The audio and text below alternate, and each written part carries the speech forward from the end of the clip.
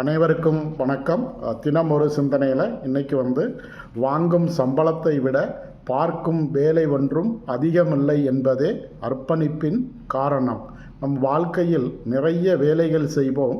செய்யக்கூடிய எல்லா வேலைகளிலுமே அர்ப்பணிப்போடு பணியாற்றுவோமா என்றால் நிச்சயமாக இருக்காது. அதற்கு காரணம் நாம் எவ்வளவு வேலை செய்கிறோம் என்பது மட்டுமல்ல, நாம் என்ன வேலை செய்கிறோம் என்பது மட்டுமல்ல, அந்த வேலையை நாம் எதற்காக செய்கிறோம், நாம் வாங்கக்கூடிய சம்பளம் என்பது, அந்த வேலைக்காக நாம் பெறக்கூடிய கூலி என்பது எவ்வளவு என்பதை பொறுத்து நாம் செய்யக்கூடிய வேலையில் நாம் முழு அர்ப்பணிப்போடு இருப்போம். ஒருவேளை நாம் வாங்கும் சம்பளம் அதிகமாக இருக்கிறது நாம் செய்யும் வேலையை விட என்று யார் ஒருவர் நினைக்கிறாரோ அவர்கள் நிச்சயமாக அந்த வேலையை முழு அர்ப்பணிப்போடு செயல்படுவார்கள்.